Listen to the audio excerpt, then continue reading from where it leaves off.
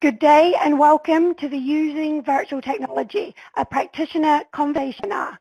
Today's conference is being recorded. At this time, I would like to turn the conference over to Nigel Van. Please go ahead, sir. Thank you very much and welcome to everybody. It's afternoon everywhere today, I think. So this is our latest National Responsible Fatherhood Clearinghouse webinar, as you heard, entitled and see on your screens, Using Virtual Technology, a Practitioner Conversation. And this conversation is going to continue the conversation that we began 3 months ago to the day on April 22nd when we first started talking about using virtual technology. And today we've got representatives from 5 fatherhood programs who are going to tell us about what they've been doing over the last 3 months and a little bit before that. So let me just point out some of the features that we have here now. We have changed this slightly if you haven't been on our last 2 webinars. The chat box is still there in the top left-hand corner. You see it marked in green there. So that's where you have already found it and are talking among yourselves. And then on this little slide that I've got up, the middle box shows you where the downloadable resources are, and I'll say a bit more about that in a minute. And then you have a question for the presenters. That's where you put your questions for the presenters in that yellow box that's marked in yellow, bottom left-hand corner. And we will get to as many of those questions as we can. We're actually going to have an extended Q&A session here. I'm going to be asking questions of the presenters and have my colleague James Worthy also on the line here with us. He's going to be helping me track questions that come in from you so we can cover as many of those. As always, if we don't get time to cover them, we will post additional responses online with the other webinar materials. One thing I did want to draw your attention to is looking at the slide here, you see the little red box. It's pointing at the little square there with a few dots in. If you want to maximize any of the pods here, you can maximize the slide and that's all you'll see. You can maximize the chat box and that's all you'll see, and so forth. And then you can just minimize it again. It's a feature that I didn't know about until recently, although it's been there all the time, I think. So those of you who are technologically savvy are probably more aware of it than I've been. So just a quick overview of the Clearinghouse. If you're joining us for the first time, we are funded by the Federal Office of Family Assistance to provide support for fathers and families, in particular resources for programs that work with dads, researchers, policymakers, and particularly dads. We keep trying to add more relevant content for fathers. If you want to get in touch with us, there's our website, fatherhood.gov. Always encourage people to call the helpline, particularly if you're working with a father who's got an issue, or if there's a father who has an issue and there's not a program locally, call our helpline. We can direct you to some resources. If anyone's having co-parenting issues, we actually have trained mediators who you can be referred to, and we can talk to both parties, get them on the line together. And that's our 877-4DAD-411 National Call Center. But you can also email us, as you see, and join us on Facebook and Twitter. One thing I do want to mention, you may or may not know about our new virtual collaborative community, which you'll find by going to learningcommunity.fatherhood.gov. This is our latest vehicle for you to talk to each other, and this slide explains how to do that again. Again, just go to learningcommunity.fatherhood.gov. You can create a profile and sign up to join, and once you're on there, you can form groups, talk to people, engage on various issues. We're going to have there is an ongoing group actually talking about the role of women in fatherhood, which was one of the most popular webinars we had a few years ago. And you can join today, and we will be, you'll be able to talk, carry on the conversation that you're already having in the chat box. You can continue that in the virtual collaborative community. So encourage you to join that, and there's an email there if you have any issues and need to contact the VCC team. You can download this, a PDF of the slide deck as well, so you'll have all this information there. So now I just want to briefly introduce you to our speakers today. And we've got a great lineup here. representatives from 5 programs, all doing fantastic work out there to help fathers and their families. And you know, this has never been easy work, and if anything, it's harder right now, which is why we're talking about using virtual technology. And you know, there's some days when I'm still dismayed that many of the issues that we are grappling with and have been grappling with for the last 30 years are still making life difficult for too many families. And we're certainly seeing that today with all the issues that are going on. But I do take comfort from seeing how programs and staff like these guys who are going to be talking to you today, and all you out there in the audience who I know are all doing tremendous work as well, what you are all doing to change lives and improve opportunities for dads, their families, and most importantly their children is what continues to give me hope here. And I've gotten a lot of that hope just by going to some of the programs that you're going to be hearing from here. I've had the distinct privilege of going to South Carolina Center for Fathers and Families, the Father Project, the Fathers and Families Center in Indianapolis. I've been to the Children's Bureau where Nick Mazzio is based, but that was before they had a Fatherhood program. And I've known Guy and Richard for going back to the 90s. I've gotten to know James pretty well as well over the last year or two, having gone to the visit there and really had an opportunity to sit and listen to a lot of his wisdom and the wisdom of his staff. And Wallace McLaughlin, who founded the Fathers and Families Center back in 1993, good personal friend of mine. Nick Mazzio, I've not met Nick in person, but I feel like we know each other quite well. We've had numerous email conversations. I've been extremely impressed with his approach to learning about the work and helping the dads he and his staff work with in Southern California. I don't know Avis as well as the other guys on the line, but I've heard so many positive things about you, Avis, that I'm really looking forward to the conversation today. And I've seen Avis give some powerful presentations. She is doing some fantastic work out there in Ohio to help young fathers. So I say all that because I'm not going to do any formal introductions after this. You can download the presenter bios in the downloadable resources box there.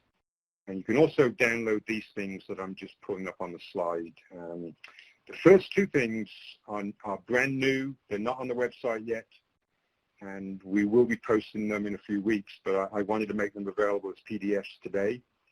So you can download those. The Spotlight is actually a summary of tips from the webinar that we did 3 months ago. So I think you'll find that helpful.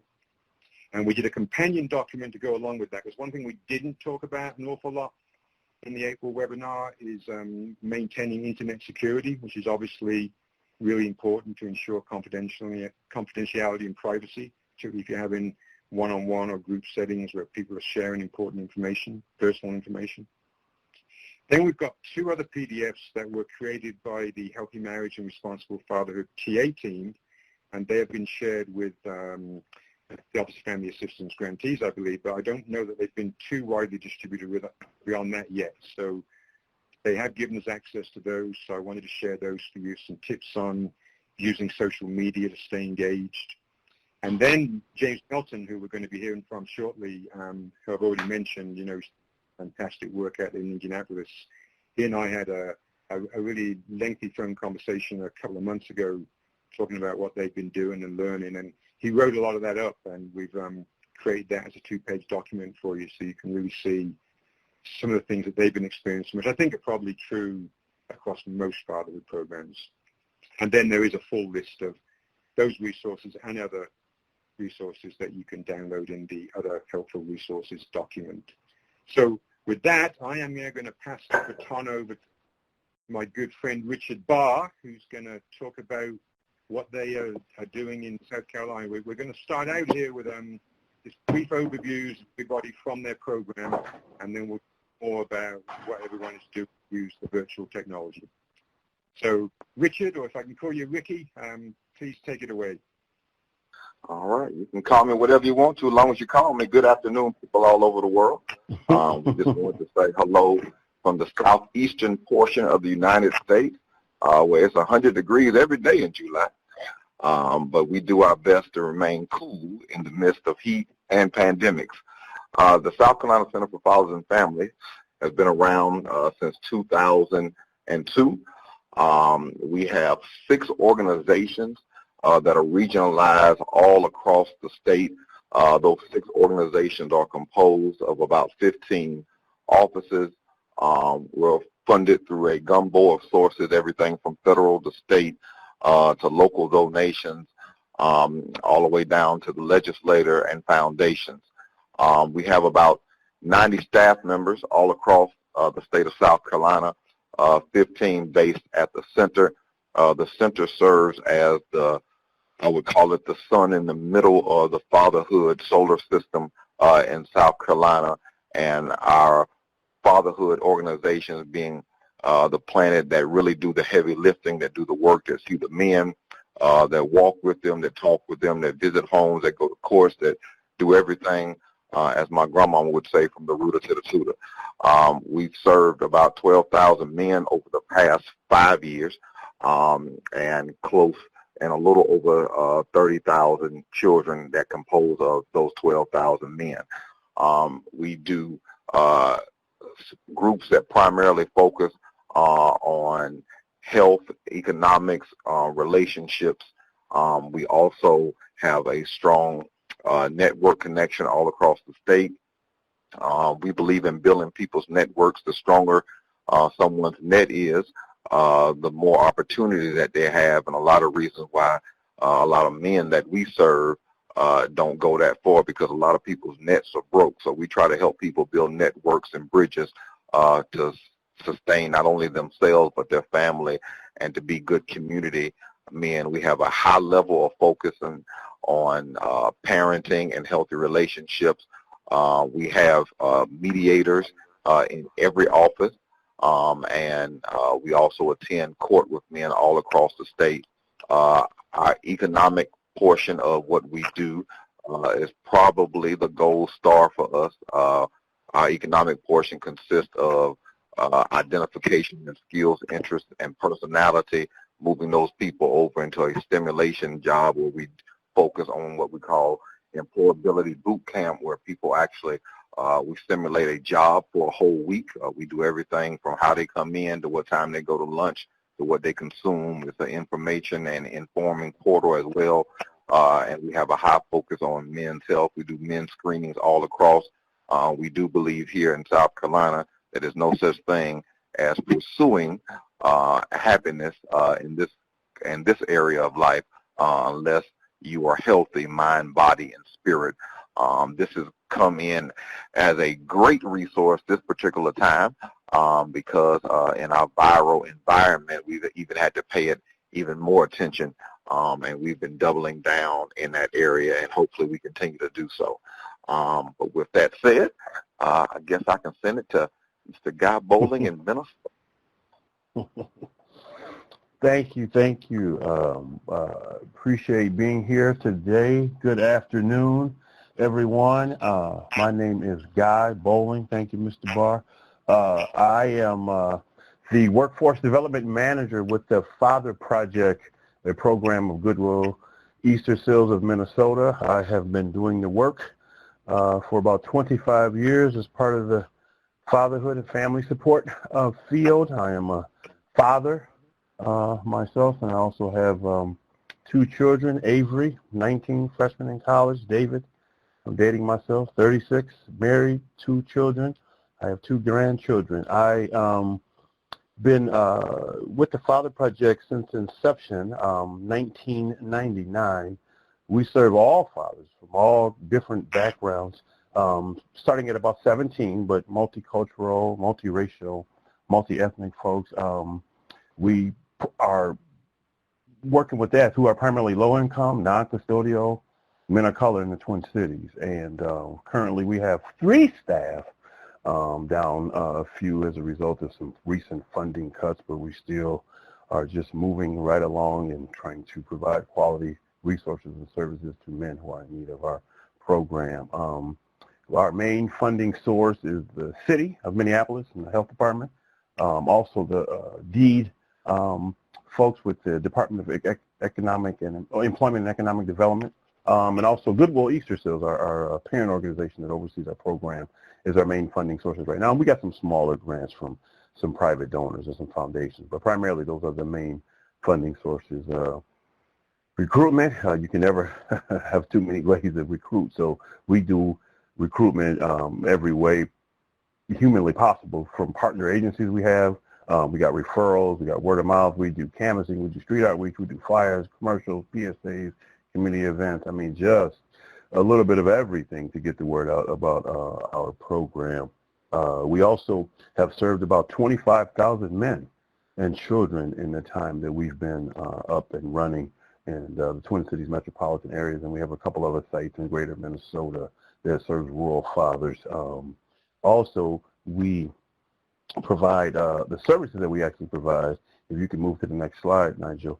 The services we provide are parenting, curriculum-based. We use the Parents as Teachers, Young Dad, Young Mom curriculum through the Parents as Teachers program out of St. Louis, Missouri. We also provide individual intensive case management, support services, everything to stabilize these guys because they come in with a lot of personal development issues. So you have to start with that individually as first before you can get into them with family. So we have those resources from mental health services to, and these are referred out, housing services, substance abuse services, anger management, all through partnerships that we refer out.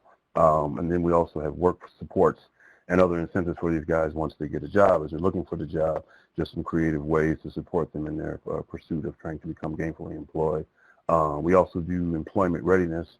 We call it ERT. It focuses on really just getting these guys job ready, getting them prepared. So everything from how to interview, how to conduct themselves when they're in an interview, but also how to do creative job search.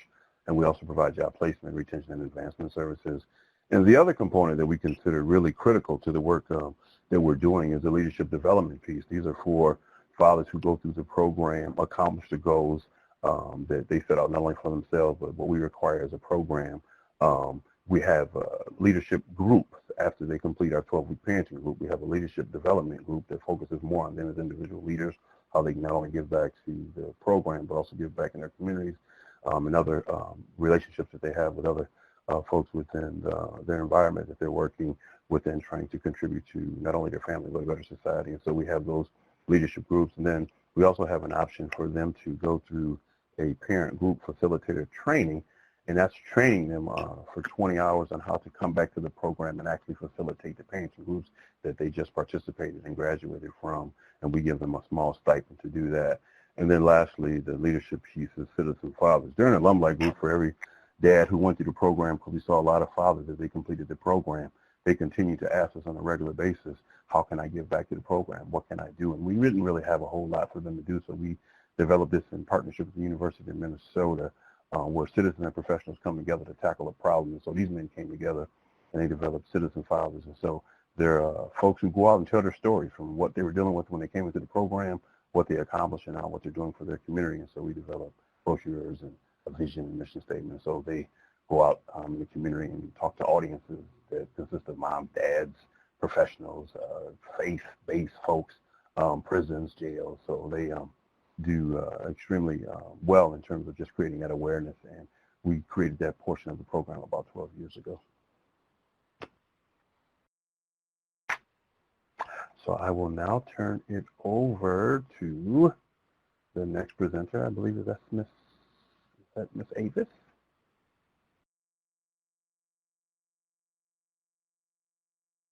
Well, good afternoon, everyone. My name is Avis Files, and I'm the Director of Family and Supportive Services for Pathway Incorporated with the Brothers United program. Next slide, please. And I am so excited to be here to share with you about what we do and some challenges that we've been having being virtually and some triumphs that we've been having doing our program virtual. So we are a new brotherhood program, fatherhood program, I'm sorry. And we have been providing services since 2015. We serve a wide range, right? I like to tell people that we are multifaceted, right? So we have young fathers who are age 16 to 19. We have young fathers who are 20 to 24. And what doesn't kill you makes you stronger. So we completed a very intense randomized control trial on the 20 to 24-year-old population. We serve older fathers who are 25 and older and expectant fathers. We have 2 funding streams from the Office of Family Assistance, Administration of Children and Families, and we are a proud grantee. And we also have funding from Healthy Start. We have a Brothers United Healthy Start program, and we also have a Sisters United program. I have 10 staff.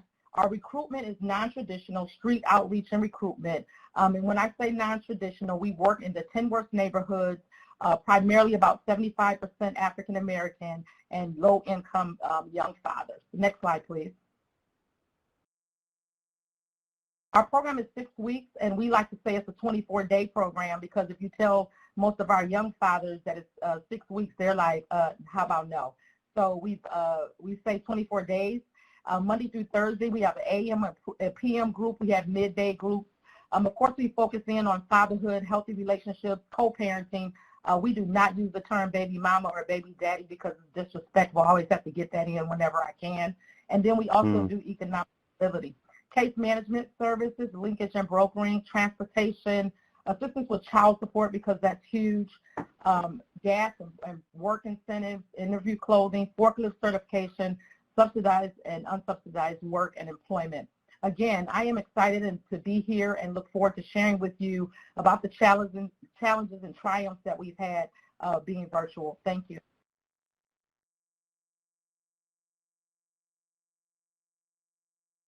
Sorry, Nick. Now we're having Nick. Thanks, David. No worries, no worries. I was actually just putting my phone off mute here. Okay, so yes, I am Nick Mazio. I'm the CQI coordinator for the Dads Matter program of Children's Bureau of Southern California. And I'll tell you a little bit about our program. I'm going to focus on some of the factors that I think are the most relevant for when it came to virtual services. We are, like Brothers United, we are relatively new to the fatherhood service arena. So we serve both fathers and father figures. We do couples groups and dads clubs, we call them. It's the same, usually the same curriculum, just a little bit different for the families, for the couples. Most of the fathers we serve we call community fathers and are primarily low-income Latino families.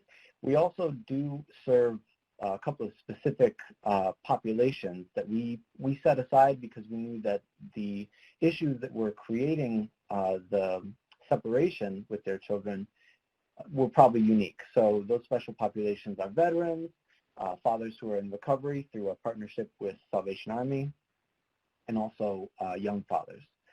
So we have 6 full-time staff. We also have 12 independent contractor group leaders. That's something that's been relevant because while it's own challenge, we need to be in order to provide services, and that's been huge for our program. Most of our recruitment comes from partnerships. So a little bit like what Guy was saying, we have had to cast a really, really wide net to every partner referral partner we could possibly think to do outreach to, so that when they come across maybe the 1 or 2 dads that they work with, they know that they have somebody to send them to for father-specific services.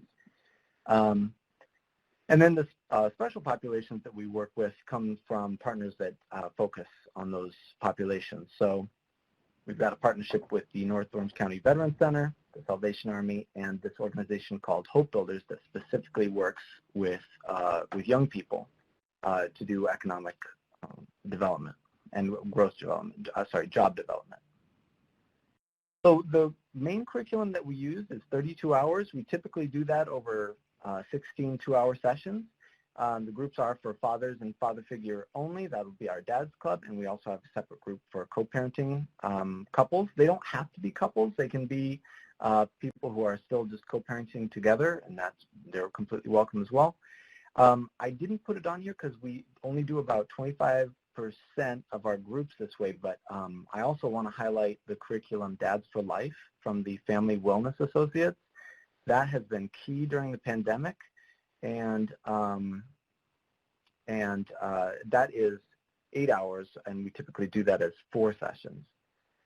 And the last thing, next to last thing that I'll say is most of the dads that we're working with already have jobs. So we focus most of our economic stability work on financial health. So we do a workshop. We also talk about it frequently throughout our curriculum.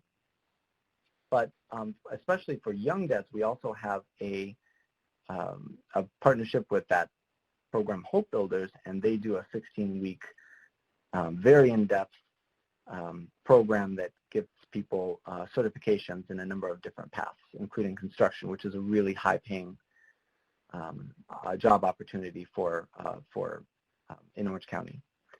And then we also, for program supports, we of course have case management, but we also do meals and childcare during services. And I mentioned that specifically because, of course, the pandemic has completely changed that. And that's freed us up to have some other supports, which is the main challenge that we face now, which is technology. So we've been reallocating some of our funds to trying to help with technological barriers.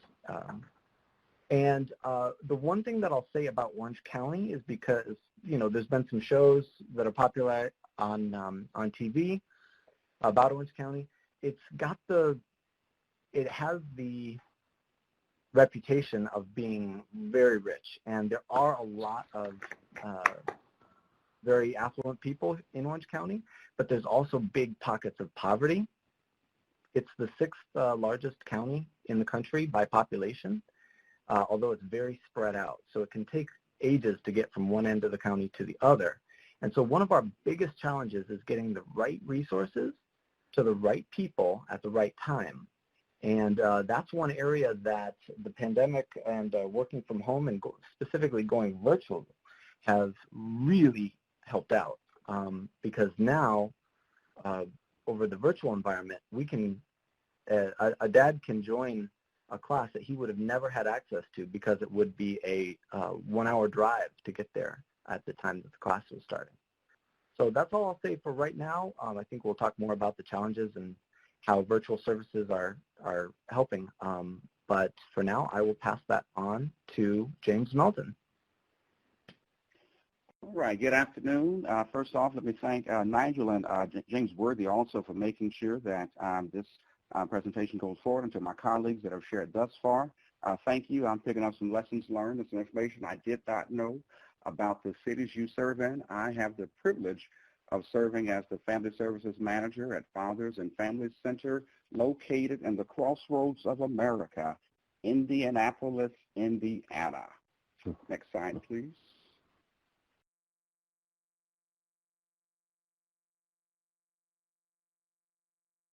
Okay, our fatherhood program, Fatherhood Fathers and Families Center, we started in 1993. We were birthed out of the county hospital, which was Wishart Hospital, now Eskenazi Health at the time, and we came out of the social work department after a conversation with a young father who had just given birth to a child, and from that conversation, the rest is history some 27 years later. And so initially we started serving just young fathers, and now we serve fathers of all ages, and so the youngest being age 16, and the most senior, 2019, I think the most senior person we had to come through was 74 years old, and that 74-year-old young man obtained his high school diploma with us. The majority of our participants come from disadvantaged, primarily African-American neighborhoods, and more than 50% have some prior criminal justice involvement. Our main funding sources between Lilly Endowment, Employee Indy, which has an arm with the workforce development here in the city of Indianapolis, the Clues Fund, United Way of Central Indiana, Robert Wood Johnson Foundation, of course, Eskenazi Health, and we have the unique ability, our Fathers and Family Center, it's its own 501c3 freestanding organization. The staff, we work for Eskenazi Health, the county hospital, we're just on loan to Fathers and Family Center. And also the funding sources, Marion County Public Health. We have 15 staff, one part-time. That one part-time, we have a partnership with a local school corporation, Warren Township, and so that one part-time staff is located in our building, but she works for Warren Township Metropolitan School District. recruitment from partner agencies, advertising on the radio, and we try to keep up with the latest radio stations that young people and fathers listen to, buses, word of mouth, and alumni participants. But the vast majority of our participants come through from past alumni who share the word about their successes with their family and with their friends and with those in their neighborhood and community. Recruitment is done right now. We've been doing an online intake form for the past 3 years, and so we'll share later that made a seamless transition to the world that we're existing in now. Next slide, please. The services provided, we provide parenting relationship classes, co-parenting, life skills. We have sessions that include, we have a librarian that comes on board to help encourage the men to get library cards and access services at the library for themselves and for their children. Substance abuse, education, prevention, counseling. We have a partnership with the local treatment center. We have a great relationship with the Marion County court system to include criminal courts, the deputy prosecutor for child support enforcement, a wonderful relationship with the newly elected prosecutor in the city of Indianapolis just to help our fathers and their families navigate through services. And it's a hybrid curriculum that we utilize, both those that are in person, those on online sessions primarily now, and a strong education component. We have high school equivalency classes, the same location room historically where the guys would prepare for their high school equivalency is the same place that they take the test. Strong workforce development, job readiness, and so what's wonderful is that every fatherhood class, everyone comes to at the minimum, they have the opportunity to earn a forklift certification, and then other the 9 top industry recognized certifications from HVAC, CDL, welding, electrician, apartment maintenance, through some of our community partners to help with the funding, supportive services. We have on-site a mental health counselor who does individualized and couples counseling. We've been doing video counseling with him for the past 2 years, and so again, that seamless transition was wonderful. And what's wonderful is for those that need more intensive services, whether substance or mental health, we have some great partners in the community, and those services that are extended to the fathers are also extended by virtue of the dad being the gatekeeper. It extends services to their families, whether their sister, their mom, their daughter, their wife, by virtue of dad coming through. Next slide, please. Oh, thank you, and the rest I'll share. And so thank you for your time. Looking forward to sharing more. Thank you.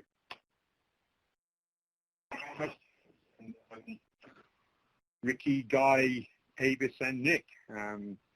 So we're going to move now to our video pod. You can see everyone's picture there. Now we'll see what they look like in real life. We had a comment on one of the previous webinars that everybody looked a lot younger on the pictures than in the actuality. So we'll see what we're all looking like today. I did just want to highlight a few things that folk were talking about there. You know, Ricky mentioned the fact that they're the South Carolina Center for Fathers and Families is the sun with the planets of the other programs around. That was very cool, I thought. And he also talked about their goal of building networks and bridges. And I wanted to, that prompted me to think about a new information brief that we actually have coming out in a few weeks, or maybe a bit longer than that, but by Dr. Armand Perry, who's talking about how we can help fathers build social capital. And a lot of that is about building their networks and bridges to people that they don't know who can help them. So I think that's a key thing that fatherhood programs maybe don't consciously do, although I think fatherhood programs do build social capital, right? And want to underline what Guy's doing with the alumni groups and the leadership development. And, you know, one thing that occurred to me about all these programs as you guys were talking, and nobody explicitly said it, but I don't think any of you have had a lot of staff turnover. I definitely remember that when I was out in Indianapolis, James. I see you nodding your head. Yeah, I mean, you've got basically the same staff you've had for how many years, James? You had the same staff? Our president CEO. Go ahead. I'm sorry, absolutely. So that's amazing. So our average staff person's been at the site for 10 years. The longest tenured, of course, being Dr. Waller's 27 years, and then the least tenured on staff right now, maybe 5 years, and that's a new receptionist. And so turnover has not been an issue. Great, yeah.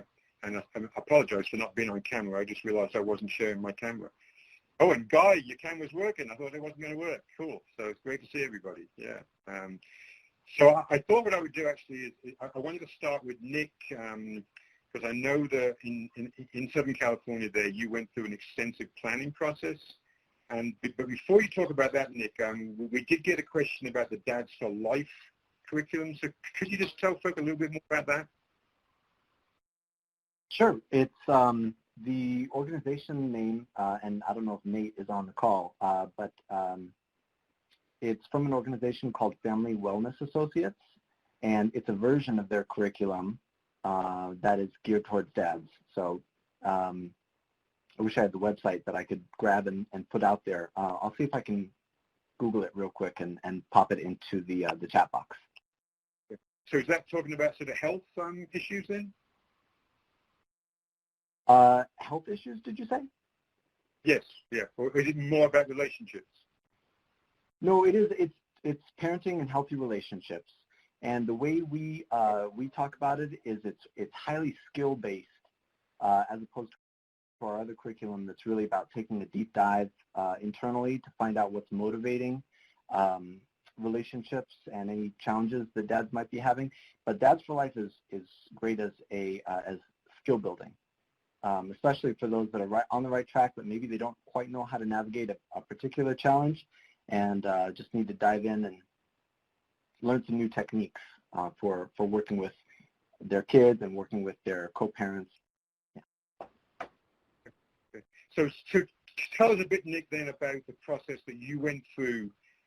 So what we're doing now is going back to middle of March, right, when the whole world changed. And I know from some of the stuff you told me that you went through a fairly lengthy process before you actually decided how you were going to deal with the new situation. So can you just walk us through that? We did. We took our time with it, which was in itself a bit of a challenge, a little bit of a crisis of conscience, because you know that people still need services. Nothing has changed just because we're not able to be there physically. So, but we did take our time because we knew that, especially where we get a lot of our referrals from is social services and specifically child and family services.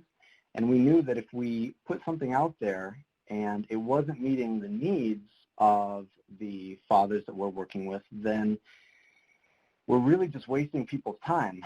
And this is the worst time to be doing that, if there ever was an okay time, but this is definitely not it. So we took a week to just kind of sit in disbelief, I will say. And then after that, it was time to get ready. And so we started looking at different platforms. We contacted our curriculum developers. We started looking for any web resources we could on how to engage people, because that was something that we really did not know how it was going to work, is how can you actually engage people through this medium instead of what we were used to, which is that face-to-face. And what are the similarities? What are the differences? We didn't really think that it was going to work, to be honest. So we got every resource that we could find online on how to do it and do it well. And then we did a couple of test runs with actual participants who, their services had been interrupted, so they had a real vested interest in getting it back and running so they could get back to their group. And they volunteered with us to be the guinea pigs, and we had a couple of our facilitators jump on those calls and just kind of see what happens. We said, here are some of the things that we're not sure how it's going to work. Let's try it. We all took notes, had a lot of observers, took notes. We all came together, put our notes together, and started putting it into groups of what the issues are, what could be improved, what's maybe not as much of a problem as we thought. Put it into a second trial run where we tested out some of our ideas on how to fix things. And then we put that into a training and trained all our group leaders on what we had found out, and then we started rolling. We did have a staggered rollout. Started with groups that we thought were going to be a little bit more secure, like groups that were more established, that had built up those norms and that trust. And then we slowly started introducing groups that were closer in their development or earlier in their development. And eventually by about mid-May, we had started doing new classes again, completely virtual and then never met in person. So it was May before you really started doing that then? Yep, absolutely. Yeah. Okay. But we did have, we had about, in mid-March when we all had to start working from home and all of our sites had to close, we were running about 12 groups. So we did have a significant amount of groups to finish before we could start taking on new groups. So that's a little bit had to do with the reason why it took so long. Okay, okay. So let me move to Guy, and you know, you guys were at the epicenter of so much that was going on with the death of George Floyd and the protests afterwards, and then I know you yourself, Guy, were furloughed for a little while. So just talk to us a little bit about, you know, how you guys have moved into the new situation. Well, we still are moving into the new situation, just based on we were already dealing with the pandemic. Well, let me go back. Last fall, we unfortunately didn't receive some funding, so I had to lay off a couple of my staff who were a couple of case managers, which is the most critical component with the parenting group in terms of the services we provide. So we're already dealing with that and compensating for the loss of two, you know, long-term staff. And you were saying earlier, Nigel, about, you know, the folks that do this work, you know, we're in it for the long haul. And so, yeah, we don't have a lot of high staff turnover. And so the folks that have been with me, you know, we've been around for 20-something years. I got folks who've been with me for that entire time, a couple of folks. And then the most recent folks who unfortunately had to lay off, they had been with me for about 10 years. And then the people who are remaining have 10 years plus. So it's only a couple of us left, in addition to partnering staff that are housed in our office based on relationships I have with the county and relationships I have with other nonprofit organizations providing services in-house, be it GED, you know, services, be it legal services, be it child support services. All those folks are in-house. So we were already adjusting to the loss of a couple of staff.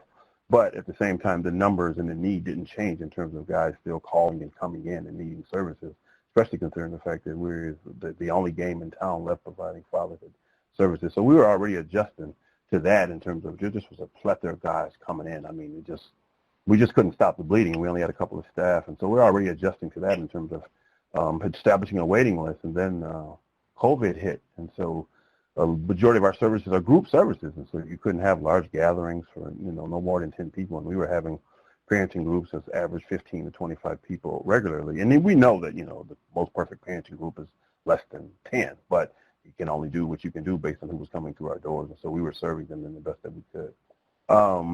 So we, you know, were starting to adjust with a couple of staff, dads still coming in, and then the COVID piece hit, and then we started to send our partners who were in-house, who housed with us. They couldn't come in our location anymore. Dads couldn't come in, and so we began to, because like everyone else who I'm pretty sure can agree with, you know, these guys, the most effective way to provide resources and service to them is face-to-face. I mean, that's it. It's the intimacy. It's the relationship. It's the support. It's the, you know, before we got into not being able to touch, it's the hugs, right? It's those emotional connections that you have. So that was an adjustment for staff and managing those emotions and stress that went with that. Partners who wasn't able to provide those resources in person anymore, putting a name to the face of child support in some of those systems that what these guys are running into as far as barriers and not having the skill set or ability to be able to navigate. But at the same time, and then unfortunately the organization, out of almost 3,000 employees, 3/4 of the organization went on furlough. A lot of senior management positions, including my position. So I was on furlough from April until about a month ago. And so what we had to do was there were some other folks that had to cover, and so we was providing services over the phone primarily until we got the system set up to provide them virtually. So we were struggling. We was challenging. It was emotional. And then while I was on furlough, we had the unfortunate death of George Floyd. Unfortunate death was just a few blocks away from my home. And then you had the aftermath in terms of the riots. The police precinct where the officer worked out of was burnt down to the ground, and we're directly across the street. Our building was damaged through smoke and fire and water, and so we had to adjust to that. And so based on everything we're already dealing with layoffs as well as the COVID, and then you have George Floyd and the aftermath, so we were dealing with that. And where we are now, we're still up and running and operating, and we're in different locations providing these resources. And so right now, we're still providing our core services, child support services virtually. We're providing legal services virtually, case management virtually, employment virtually, parenting groups virtually. So we're still doing those things, and we're starting to put those pieces back together for ourselves in addition to managing our emotions from the huge impact from, the unfortunate and untimely murder of Mr. George Floyd and the riot that came, and along with the looting and the vandalism that impacted our organization and our facility as well. Yeah, so it's been quite a journey there. Yeah, absolutely. Yeah. So then we moved to Avis, and tell us what it's been like in Toledo, Ohio, then, Avis. How did it start out for you back in March and April? Yeah, so we were actually in cohort, and again, our cohorts are about 6 weeks. So we were in our 4th week. So we're like, so we came home, and we turned it around in about 8 days. I just kind of met with my staff, started ordering stuff, getting stuff in the homes, and just making sure we were prepared. And then we originally began just on the Facebook Live, right? Just kind of we have a group that we call the Brothers United Nation, BU Nation if you want to look it up, right? That's our website, our Facebook page. And so it's relatively closed. And so we started the group because we didn't want to lose too many people. And actually that cohort, we've done actually 6 virtual cohorts now since that time. And that was like, we bombed it. It was bad. We lost a lot of people. It was terrible. We couldn't find people. People just, because we are so heavy out in the community. We are very street outreach. We are very touchy. We are at all the nightclubs. We at the strip clubs. We everywhere, right? Everywhere any low-income young father is, that's where we are. So that hit us a little bit. But we came back the next cohort, and shout out to the Brothers United staff, who is just so overly committed at some point, right? But we just went out there, we started calling because we are about 70% word of mouth, so we built a strong foundation. So we just started calling our old participants and saying, do you know somebody that wants the program? And so we did a lot of recruitment that way. We were already heavy on Facebook, Snapchat, and so we just kept using those same mediums to really reach out and get fathers. But it definitely was challenging at first. Still continues to be challenging, but we like to say it's lessons learned, right? We learn and we grow, right? So we learn and we grow, we learn and we grow. So we're actually, every cohort, we're actually writing down what went well, what didn't go well. We're talking with the staff constantly about what we can do. It's had to up my game. Again, shout out to our case managers. They've had to up their game. We do 22 assessments virtually on the phone or through Messenger or through FaceTime. So yeah, we kind of got on it, and I'm just proud of the work that we've done and how we've been able to continue to serve fathers with our Chick-fil-A service. Yeah, okay. Let me move to Mr. Barr then in South Carolina. I know we spoke pretty early on in this situation, Ricky, and at that point, you were still thinking about what to do, and you said that you were really focused on keeping the current guys engaged and that recruitment was going to have to take a back seat for a while. So how has it evolved since then? Have you got back to recruiting? I think you're on mute, Ricky. You're on mute. You need to unmute your phone. All right. Is that better? Can you hear me? Is that better? Yeah, we got you. All right. I do want to say hey to Gail. She just spoke to me in the chat. I just can't talk and type at the same time. That's all right. Well, first of all, when it hit, you ask yourself, is this a mist? Is this a drizzle? Is this a shower? Is this a thunderstorm? And then we realized we needed to build an ark. And so the evolution of the process was actually ongoing. So we fundamentally were on social media already. But we were on social media for touches, not hugs, and not true engagement. And so when I talked to you early on, Nigel, we had to really shift our focus on social media. But we came up with a motto, and our motto was that we were going to serve the keepers deeper. I think one thing we cannot forget, that we're in growth and human development, and that's very different from touching people. So we got touches. We see people all the time. They'll breeze through our page and send something in. But the process of growing, changing, developing, and then translating that to your children is very hard work. So the information, we're not struggling with that. We all our books are portable. All our PowerPoint sources are portable. We have a fatherhood portal. We have a database that's web-based. Outside of Inform, we have something called Apricot. So we could get the information out. But our question was, is our information turning into application that's going into transformation that we can transfer to the future? I think that's the challenge that fatherhood really has to look at. Guy was right. Our work is really one-on-one, face-to-face. In the information age, just because you are informed does not mean that information from you.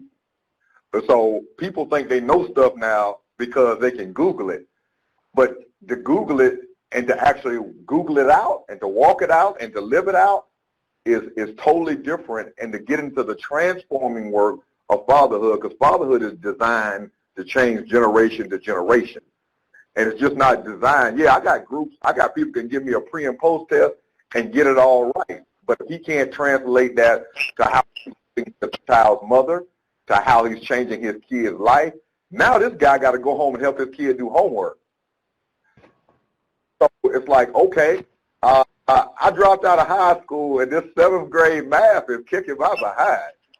So now we shift into even a greater family dynamic because we're coming to people's living rooms, to their bedrooms, and to their porches. So not only do we have to be fatherhood focused directly, we even have to broaden our scope to actually make sure that when that father may be on Zoom or maybe on a conference call or maybe in a Facebook live chat, if his son walks in, what he needs to do? If his daughter walks in, he needs to feel like this is something in the development process of myself and my family. So I think we've always known that intuitively, but now to do it because, hey, he might have come to group and left his, child with his wife or his girlfriend, but now the baby's sitting on the lap. And so how do we make fatherhood? I think we have a real opportunity to really touch fatherhood in realms, but we got to really get to the development stage. So that's really my concern. We get information out all the time, but how do we take this information, make it applicable, make sure that's transformational? And one reason why I'm hung up on the transformational piece because in our model and our design, every 6 weeks we're doing a father-child activity because we want to test to see the things that we've learned. But guess what? I can't do that no more. So, I don't know how that interaction is. I don't know how his conversation is. I don't know how his conflict is because all of our father-child activities led to the process of implementing the thing that you have learned into real life. So one thing I do want to shout out and think about is that, and Nick, I think you'll appreciate this, is because there was a real focus on CQI. So CQI made us turn our lens to we're always improving. We did some things in 15, 16, and 17 that I'm very grateful for that we will actually be able to use in 20 or maybe 21. So we're building the art because let's go ahead and be honest. If it does not improve, we're going to have to figure out a way to even go stronger, go deeper, and go wider without getting thinner. And that's going to be a challenge, I believe, for all of us, that not only that we get the information out to people, but we make sure the information is applicable, that is transformational, and is wide enough that maybe even right after our Zoom goes off or our Facebook Live goes off, we can look at his significant other and put it into action right then in real life and still be accessible all the time. you know, we have another motto is that smooth seas don't make steel for sailors. So every once in a while, we need a storm so we can sharpen our sails. Okay, cool. Yeah. I look forward to going back to the transcript and catching a lot of that wisdom there. Yeah, I love the building the ark and, yeah, fixing the sails and everything, yeah. So let's bring James into the conversation here. And, you know, one of the issues that has been hard for some people, James, has been the recruitment piece. But I know you've had the online tool to do recruitment going back for a few years, right? So how did this change sort of impact you based on what everybody else has just been saying? And so one thing, thank you again. We were concerned both about staff and our participant safety, and just making sure that we didn't put anybody in harm's way, because there was a lot of anxiety, not just from the participants, but our staff and what would happen. And so in March, we decided through our leadership to go ahead and close down the walk-in portion of Fathers and Family Center. We were in the middle of our class. And so we had about 9 individuals, and so they were in their last week. And so we had to quickly move to get them exited out with enough materials. And so that particular group, they were used to doing pen and paper work, and so we were able to send them home with some packets.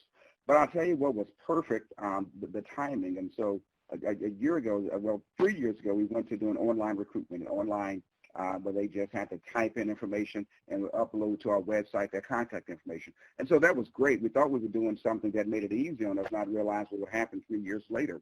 We also went to online videos where they could just learn about the program without coming in the building. And so a lot of those platforms were in place. And then about a year ago, we went to a new telephone system, Ring Central, which allows the staff to forward automatically their office line forwards to their cell phone. So there was not a disrupt in communication. And so that part was great. And then also including other formats like GroupMe, so we can clump classes together, so when we would communicate in small cohorts, we can share information instantaneously, but also using JotForm, which is a software program where they can just input and answer questions. And all of this was accessible on our website to make it easy in that transition. Not for recruitment. The initial issue we had with recruitment, similar to like most of the others that I shared, most of our recruitment sometimes came from individuals walking into the building. And so they could no longer walk in the building. And so we had to learn what would change. So if you were to, I should have taken a picture of the outside of our building. On it, you have every staff person's office line posted outside. You have every website, how to sign up for classes, and how to find information about the program, just in case individuals stopped by the building just to learn. And so it's neat, but it's like a marquee that makes it easy for individuals to access services that the center provides. And so that's one. And so for recruitment, we have to learn to be a little bit creative. And so when individuals call, it's still the same person that would answer in the building. She's answering the telephone when they call her same number for inquiring about the program, the same staff numbers that individuals would have called about issues, both for alumni and our partner agencies who were referring. They have the same phone numbers. And so there was no disrupt in communication of being able to access staff or being able to access services for participants. And so I think that was key. We didn't change phone numbers and put new cell phone numbers up, but the same phone number that they were used to calling and accessing is the same. And so I think that has been very crucial in this transition that we've had to make. Okay. Yeah. And, you know, and a few of you already mentioned this, that some of the benefits, you know, you could call it a benefit, but in terms of the transportation, because Nick mentioned that, you know, you don't have to worry about people getting to group if you're doing a virtual group, right? But what you do have to worry about is, can they join the virtual group, right? Have they got the technology to do that? Have the smartphone works? Have they got internet connection? So can you say a bit about that, Nick, in terms of the guys you work with? I know, you know, there's a lot of Latino low-income guys, some who may not have legal status, right? How has their situation been for you to be able to do this virtual work? So early on, we when we were calling participants to let them know that we had to cancel or postpone in-person services, we were also asking them, we already kind of knew what was coming, hopefully, so we were asking them what type of technology that they had access to. So we were pleasantly surprised on the first part, which is that most of the people, I would say probably 85 plus, had a internet connected device, mainly a smartphone. What they didn't necessarily have was Wi-Fi data, and they didn't necessarily have the technological know-how to actually even download an app, let alone troubleshoot any of the many challenges that could come up. So, and that's mainly probably because of the large immigrant community that we have here in Orange County. It's just something that's, especially the older dads that we worked with, and that is a lot of them. Maybe in the 35 to 50-year-old range, they seem to have the monolingual Spanish seem to have the most challenges downloading an app and actually connecting via Zoom, which is the platform that we use. So, so we went through. We provide as much help as we possibly can. We provide YouTube links on how to download an app if they can access a YouTube link. If not, we've texted pictures and screenshots to them if they can, since they're usually able to do texting and see pictures, we've done that. And of course, the one-on-one tutorials where we're just on the phone and say, okay, now it should look something like this. And then hopefully they can get somebody else in their family that might be a little bit more tech savvy to help them out. But we've been able to get there for most people who, if they're willing to put in the effort to keep trying, we've been able to get them where they need to be. Mm-hmm. Okay. So how in South Carolina, Ricky, we had a question about what broadband access might be like in the rural areas, because one of the unique features of where you are with these 6 programs, these 6 planets that you're working with, they're all across the state, right? And so some are in very rural areas, some are in more urban areas. But what's the difference been like between the rural and urban, and how have you dealt with any broadband issues? Well, first of all, we had to upgrade our communication with our leaders. So we started a 4-pronged process where we used to have leadership meetings once a month, and we went to every week because we had to, check on people's access. We had to analyze the environment. We had to account for the things that we did have and have to make any necessary adjustments. So Greenville has 500,000 people, one of the largest counties in the state of South Carolina, one of the fastest growing counties in the country. But then I got another county that has 30,000 people, where most people live outside the county. And we had a tremendous struggle because I think we have to be aware of that having telephone access is very different from having computer access. To be able to do things on your phone, to browse or to scroll, is very different than being active and actually turning things in. So even some of the groups that we actually did, one of our organizations set up a drive-by pickup. And what I mean by that is we got workbooks. So what you do is you take your workbook, you come by and get it. You come by, you got a time, you pass them out just like that. They drive by to get their workbook, and you give them a box time for an assignment, and then you turn around and do one-on-one with the person for their workbook. And then what you can do is watch the presentation. So that really was 3 levels of engagement because here in South Carolina we believe in the trifecta, that you have to do something in fatherhood for people's heads, their hands, and their heart. So the workbook was putting something in their hand, the assignment they could get back to their person, and then we could really find out is the thing that we put in their hand, did we get it in their head, and the emotion normally comes out as they start to go down the process of the stream of time. But Nigel, you're correct. I got areas that people, live honestly on a dirt road with the street named after them. Ain't no broadband there. So it's just broad, no bands at all. So the challenge there is how can we make this accessible? So we had to figure out how to be tangible. You know, in some places we just had to use email. Some places we used workbooks. Sometimes people could get on. You know, some people got audio, don't have video. So I think the one thing that we learned is that don't be obsessed with the fact that one size fits all. That's not true in this situation. Right. And all of our organizations, you know, we focus on transportation. Some of our offices got 3 vans. Well, we're not going to pick anybody up. So, but what we can do is deliver. One of the things we did, we repurposed our father-child activity money and made parent-father-child activity bags. And so on Good Friday, the last Friday in April, matter of fact, all across the state, we did good things on Good Fridays, and we made an activity bag for parents and their children to do together.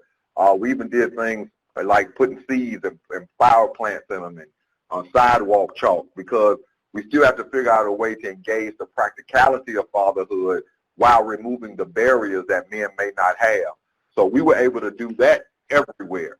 So we've tested every level of engagement, everything from social media to platforms like the one we're on now, all the way down to just doing what we call family drive-bys, touching on people who we have not heard from, particularly the people who were already enrolled. One reason why we did not focus on recruitment was because there's no need to expand the box at the same time where we're trying to limit the box.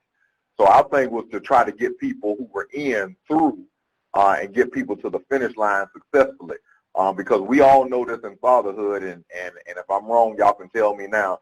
The best people that recruit for us are the people that finish with. So as long as our people are finishing well, we feel that we'll be great, you know, when all the system comes back and everything is quote unquote back to normal. So we want to finish the people who we had and finish them better, finish them stronger than any cohort we ever had. And so that's really our focus, to make sure that the people that they're adjusting in the COVID climate, you know, Amazon called our Charleston office. They need people because delivery is a big thing. So where are the opportunities in this situation where we have opposition? So every place where we find opposition, our goal is to find the opportunity in the opposition. Okay. So, James, let me ask you, I'm just going to ask a couple more questions here, and then I'm going to invite James Worthy in, because there's been a bunch of questions coming in from you all in the audience, and I haven't been able to keep track of all of them. But one question I did see that came in, James, was to do with devices. I know you've mentioned that you've helped guys fix their devices. Have you been able to help them get new devices if they don't have a device? Yes, and so thank you. Absolutely. So some lessons we learned. And so some of the devices individuals had trying to watch virtual classes with broken screens. And so we were sensitive to that to help use some of the money. We don't provide lunch in the building any longer, just like Richard just shared. We have to reallocate some funding sources to help pay some cell phone bills, to pay some utility bills if their internet service provider is through the phone company. We had to purchase some small devices with them. So we had to partner and be creative in making sure they were still able to access the services. And then for those who did not have any electronic devices, because there's still that population that needed services. And so we do a weekly pickup packet just to keep them engaged until we can get them to come back in the building, until some things work out for them, because some of the guys are referred to our program through the courts, and we didn't want them not to be able to show that they are satisfactorily in engaging in services. And so between both, and so to answer your question, yes, Nigel, we had to provide some support to help pay for devices and to pay for services that were already in progress. Now, what we have not done, we've not purchased internet services for individuals. We've not gone that far, but we've been able to help pay for the services of internet for those individuals that needed that support. Okay. Yeah. And Vicky, yeah, I see you get your hand up, sir. You just I just wanted to ask James, are the courts open? South Carolina did a court shut down. And so Indianapolis and Marion County, our courts have reopened, but in a virtual way. So we've had our reentry court where we've been able to have staff persons to share updates about those individuals referred virtually. And so our course has been maybe almost 6 weeks that they've moved to a virtual, and now they're limited in doing no new cases, but catching up on old cases, but in a very limited capacity. So we've been able to share in the virtual court setting. Well, all of our guys that had virtual court days, they missed none of their internet. Yeah, all the internet. yeah. How well coincident, right? So let me just pose one more question here, and then I'm going to invite James Worthy in to share some of the questions that have been coming in. And, obviously it's been a major issue to do these things virtually in groups, right? But also, and you've talked about this a little bit, but just in terms of individual case management, what kind of issues have you seen that have been different in the last couple of months? Avis, in terms of the guys who you work with, how has case management changed, and what are some of the needs they have? Yeah, I don't think that case management has changed very much. I think the fathers have the same needs around child support, co-parenting issues, court issues. Those, what has had to change is that my staff has had to be more creative, right? And then to also stay on it. My staff has increased time talking with them, by 100%, right? Just making sure that they're available. And because things were closed, and we just opened, our state just opened back up around June 1st, right? A little bit before that. But when we opened back up, one of the challenges was that we were open and we were all functioning virtually from the beginning. We never shut our services down. We kept doing what we could, but the agencies were closed. So here again, people had child support court, or we may have a father whose child is in child welfare. So then the visits stopped. So how do we help him manage how he's feeling about those visits being stopped? And we're convincing him, but you're protecting your child and protecting yourself and the whole, gamut. How do we talk about the people who were in child support court, and now court is down? And so now he's frustrated because there's more time that he's not seeing his child. But again, because the challenge for us is that I said to my staff, is that we've always worked in an environment where it's been dangerous, mostly drug dealers and gang members. So COVID was just another thing. And so we were like, this is a challenge. We kind of saw it as a challenge instead of being frustrated by it or confused. We basically we always been getting it. So now we got to get it against COVID. That's another thing. So we okay, so now how can we be, and again, I work with a lot of millennials, think outside the box. We've always had to think outside of the box, so we just kept pushing. And so they just are calling them more, texting them more. We even have where within the cohort, with each case manager, which I call them coaches, so each coach identifies a leader on their team. And so that leader on the team is also responsible to text the father. So they're all in the group text. So it's like if John don't show up, then Steve, who's the leader, is also going, John, what's up? You missed group today. What you doing? You sleep? Where you at? Drank too much last night? Whatever. That's how we start. Okay. Well, I see Mr. Bolin nodding along here. You got anything to add to that, guy? Yeah, Avis is just hitting the nail right on the head. I mean, we constantly, in the many years we've been doing this work, always encountering barrier after barrier after barrier after barrier, and have to be creative in terms of how we provide these resources. And so, we had always a policy to meet guys where they're at, identify where they are, and meet them right there. And so, we had walking hours, because we didn't want to be so prescribed where you have to come to our office at a certain time on a certain day. We just had walking hours and had people to address whoever just happens to walk in. Because we felt that having that open, friendly, warm, comfortable environment to come in don't mean you're going to get services that day, but we're going to start the process to get you into the program and begin to connect with you. And that's where that engagement. So we're unable to do that anymore in person, where people can see you, connect with you, feel you, embrace you. We can't do that, but you still can do it on the phone, because the next best thing to communicating with those guys is on the phone. And no, everybody don't have the capabilities to be on Zoom or have the apps and things of that nature. But I go back to my elementary years, junior high years, we would just be on the phone. So those guys still can appreciate having those conversations, getting their questions answered. As a matter of fact, the longer they can have you on the phone, the more they want to talk to you because they want to be able to get those things out. And you being just a listening ear, that's a process of engagement. So before, we get them in and out, they come to a group, whatever service we provide or require them to do, and then they're gone. But now they're staying connected with us. Our staff is more engaged intensively in talking with them and really working them through a whole lot of things and supporting them through their process, because a lot of times you give them this map and then tell them to go find a destination. They don't even know how to leave your building and get across the street. When you talk with them specifically, I think that's what they can appreciate. They can appreciate that support even if they're not able to come in person. I think they appreciate that engagement, having that conversation with you, because that's what's motivating to them. And I think Brother Richard said it before, is that that's where transformation comes in. That's where it comes in when you're working with them over this period of time, checking back in with them. As a matter of fact, our staff has talked to these guys more now than they did before, because these guys would be in and out. And, that's one of the things I've heard from you guys and a lot of other people as well, is that the staff are actually working more hours in a way now, right? There's more individual contact with dads than maybe before. But anyway, we are getting tight on time here, so I do need to bring my colleague, Mr. Worthy, in to ask a question or two that I haven't even seen yet. So, are you there, James? Here he is. Welcome, Mr. Worthy, to the party. Hey, how are you, sir? Can you hear me clearly? We can hear you. We can see you. All right. Well, great. This is some incredible questions, and I just thank all of our panelists for this incredible, rich dialogue. A couple things that I want to make sure, because we've got a lot of questions, and you hit some of them on the head, but I do want to talk, and Naja, you were bringing it up.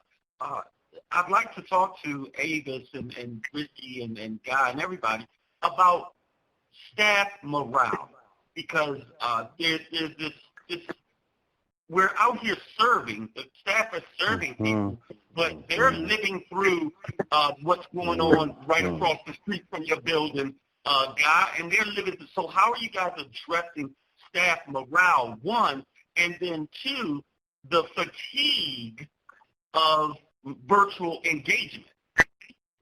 So if anybody wants to grab those two questions, it's a two-part, morale and then how to deal with the fatigue of, as Nadia said, sometimes you might work more hours than normal. Yeah, so I'll step in on that one, because we were already working more hours than normal. Because when you work with young fathers, you can't, one of our core competencies is that this is not no 9 to 5. This is not a 9 to 5 job. If you came to work with young fathers in Toledo, Ohio, you're not working 9 to 5, because these guys are going to call you at 10 o'clock, 11 o'clock, 2 o'clock in the morning, Saturday, Sunday, whatever. So we were used to that, right? And so, but in order to keep staff morale, we talk every morning and we talk every night. Every day we check in with each other and we check out. But I was doing this pre-COVID, right? But that's the way that we keep the synergy. I put everybody together, what's up, how you feeling, and try to just boost them up. I am very intentional every single day of telling my staff thank you, that I appreciate the work that they've done. Sometimes we'll do a word for the day and somebody like determination. We like BU, determination. We do put our fists up, BU strong, right, and get it, right? And then we share stories, and that's the most important, is that we share stories about our staff, our participants. So somebody is always shooting something. We share a group text as a staff. So sometimes I'll just check in and be like, how y'all feeling? And we just play around. We have fun, right? So we've already been doing that. We just up the game on that. And then as far as fatigue is concerned, as far as facilitators, my husband's been facilitating like 15 years, and he's good on it. He like, I got to give back. Most of my staff is like, I got to give back, we owe. And again, I think the only fatigue that we've experienced is the survey fatigue. We just did a really, really comprehensive program with so much data, and trying to do that virtually just makes it really, really difficult. So that's the most difficult thing. But we pride ourselves on, our word a day, what's happening, what's pumping, how you feeling. If somebody's down, I got you. Sometimes we may have to somebody might call somebody at 11 o'clock at night to get some information, but it's not your client. But I got the information for you, so here it is. So it's that teamwork ability to be able to have the synergy that we need to be able to pull it off. Awesome. Anybody else want to address that? Like some share? I do want to share. One thing we learned early on was the fatigue for staff with screen time. And so our sessions normally were from 9 a.m. to 3 p.m., but we learned for participants and staff in particular that 9 to 3 with a break, an hour, was too long of a day to be in front of the screen. And so we moved from that to a 9 to 12 where we cut off at noon. But if there was a need to come back after lunch to do some one-on-one or some sessions, we found that has worked so much better.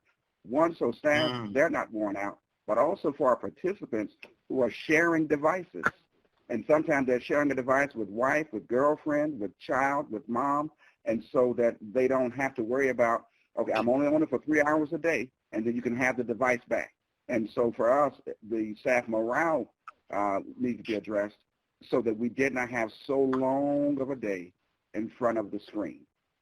But also the resources, the same resources that we share with our participants that's offered in this time. We made sure our staff also knew about resources for themselves and for their family members as well.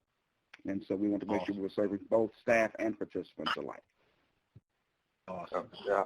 All right. James, that's one of the things we dealt with early on, and I'll be deeply honest. We actually started with our staff priority. It's simply because if the servers aren't serving well, it's a ripple effect on everybody who we're serving. Right. So I got staff from 23 to 72 years old. So if you want to talk about underlying conditions, you have to talk to the 72-year-old man and say, hey man, how you feel? Now the 23-year-old guy who still slapping but then now our staff who also have kids got to go home and make sure they can help their kids. So the equilibrium of it became, if we're truly fatherhood people, we got to balance who we say we are versus what we do. Right. And that's a leadership challenge because and at times I've been guilty by prioritizing the work but not being the work. And so if we're going to be the work, we have to live holistically and set the example to the people who we serve about how to take care of the family.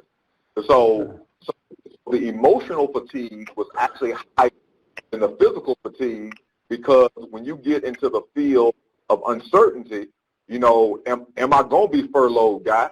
You know, am I going to be here tomorrow? You know, while I'm trying to help this guy get a job, I just saw so-and-so get let go. So you're trying to balance that whole thing. So we took hold of staff priority, then participants, then organizational adjustments that we would need to make and to get to what this thing that we call the normalcy of consistency. Right. So if I can slim my day to make my day more consistent, then I can be more effective by hitting the high priority first and making the things that are secondary. So that was a challenge, particularly with us, as Nigel said earlier, because we got people in rural areas, we got people in urban areas, and we got about 90 staff members across the state. So every system was a little different, but I received this right here. Our staff appreciated us saying, are you okay first? All of us been on a plane. They tell us to put it on us first before they put it on the child. That's right. So I really wanted to prioritize that because when everything gets better, I don't want our people to be fatigued. The first thing they do is be on Indeed and Monster. They're trying to get up. A couple of things that we did, I didn't mention it. I wanted to mention that we did bring in, I had someone come in and do a staff development on self-care, right? And so I've had that a couple of times so that, and then we also did some on trauma, you know, and what that means for participants, but what that also means for the person who is doing the work, as well as thinking about monthly things. So we used sports, and so if anybody who knows me, I don't know much about sports, but we used basketball through basketball season, and now we're on baseball season, so we have a monthly thing. So we're like, you know, run, hit, you know, hit the ball, hit it out the park. And so that those kind of things, just our energy of just talking about those things and staying focused and staying positive, we use that. So I just want to make sure I mentioned that. Awesome. Yeah. Nigel, I don't know I want to do a time recognizer because there's one other big question.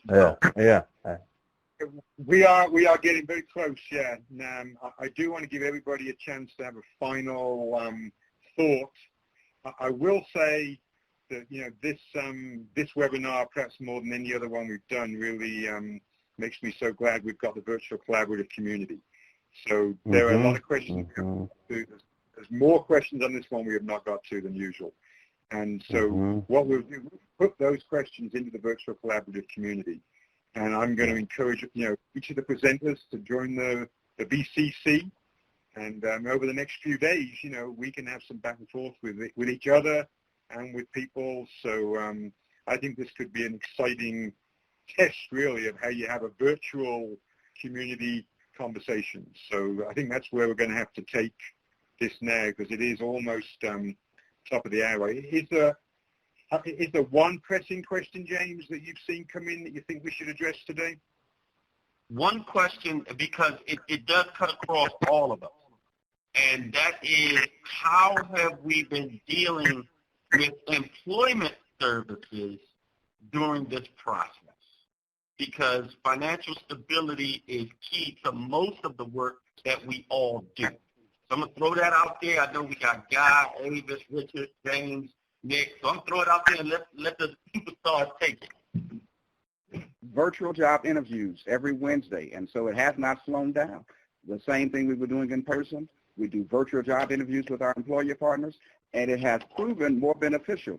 We just had a session this morning with the guys on how to set yourself up for a virtual interview and giving some lessons learned, tips, background, noise, distractions, and so we've not changed. And so the job opportunities are just as strong, surprisingly, now as they were pre-COVID. Okay. Thank you, James. Guy, I hear you. What do you think, Guy?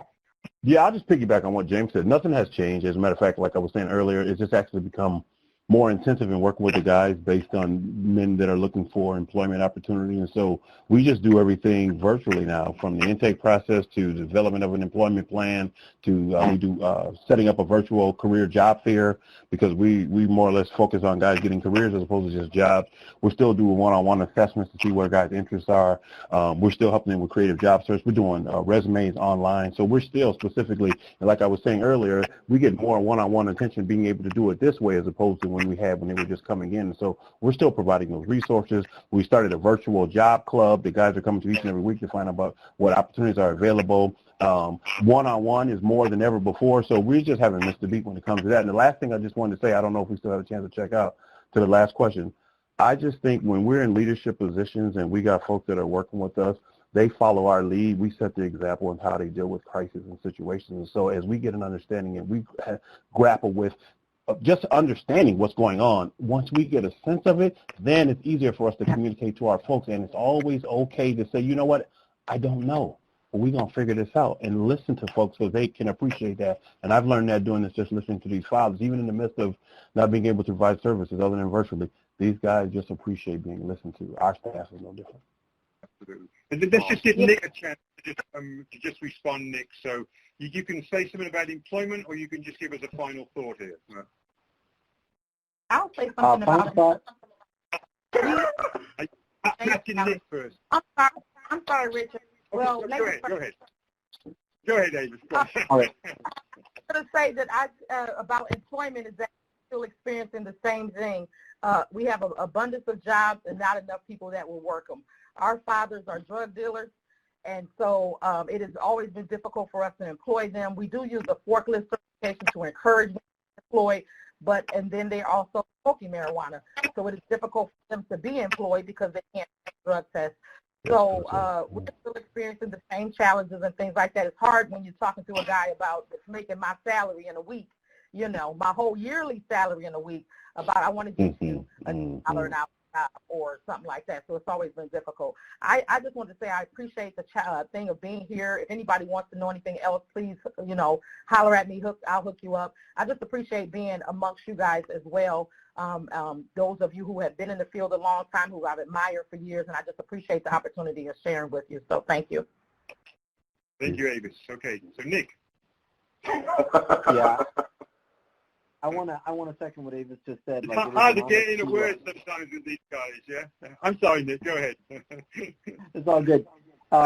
It's an honor to be here as well, just like Avis said, with all my fellow presenters and also everybody that's doing the work out there. The last thing that I'll throw in there is that what we're doing virtually and what we were doing before, it's the same thing. We're trying to create this really, really high-quality engagement with people, a really good quality human interaction, and we're trying to create content that's going to make people want to come for services, not something that's going to be we're talking at them, but finally giving them the opportunity to talk, like Richard was saying earlier. So my analogy for that is that virtual services is a movie, whereas what we used to do was write a book. So you could tell an amazing story in a book, and you could tell an amazing story in a movie. The goal is the same. It's just tweaking it a little bit to tell the story the right way. So that'll be the final thought that I'll leave it with. Words of wisdom from California. We've had quite a few words of wisdom from South Carolina, but have you got one more quick thing for us, Ricky? Well, I just wanted to kind of, hit what James said real quick. I think in fatherhood we have to be forecasters as well. So I think the fatherhood forecast, particularly post-COVID, is that we have to reposition, redirect, and retrain the people who we serve. So the economy does not lead, it shifts. So the thing that we're noticing right now, logistics, technology, and logistics, technology, and there's one more, healthcare. I don't know how I missed that, but logistics, technology, and healthcare. And so as people come in, that the things that we can onboard them to, the partners that we have to post-position people what's coming and not necessarily where they were. So I think the power of being in fatherhood is that we have to be more future focused than we are past possessed. I think technology will push us there as we have some forecasting, as we look into good, that we get men ready for logistics. Most of our guys like to work independent anyway. The people who we got a lot of tech people. If you get a guy that come out of prison, trust me, he knows something about technology. I heard some of the best music in prison from guys who didn't have no speakers, used cocoa butter to turn it into a speaker. Blew my mind. And honestly, healthcare is now they're lowering the ramp, so you can come in as a CNA, you can come in as a transportation specialist, then you can move into LPN, and they won't win. We just got to move the barriers to help them get in there. Okay. So let me just quickly remind you all that James Melton has written some advice down in terms of lessons learned in a document that you can still download before this disappears. So James, can you just offer one more thought for us based on some of those lessons, which I think actually answer quite a few of the questions we haven't got to, but what would your final takeaway message be, James? Just be stable and fluid at the same time. And don't get frustrated. Right. Okay. And just really, just be stable and be fluid, and don't get frustrated. Okay. Well, it's been a pleasure to have James Worthy on with us as well. James, I'm going to give you the last word. You got any wisdom you want to leave people with? I'll just say this: after 28 years of this work, and knowing everybody here, I say this, and I think the thing that Richard said is, as we look moving forward, we're going to be in a new game. Life is going to be in a new game, and I think many of the things that we've learned during this transition, we're going to be able to hold on to them and make, when we are able to directly engage, make it even more transforming because we'll have both pieces of the puzzle instead of just one piece of the puzzle. So I'm just saying, keep doing what you're doing, and as James said, hey, keep doing it and stable at the same time. I love that. Mm-hmm.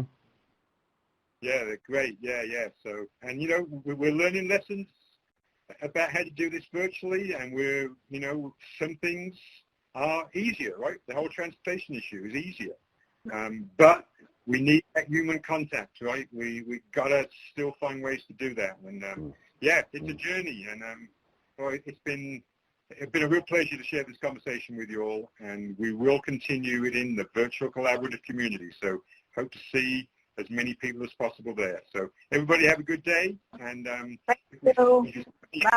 see you here. Thank you. Thank you. Bye-bye, all. Bye, Bye-bye, everybody. Thank you. Thank you. This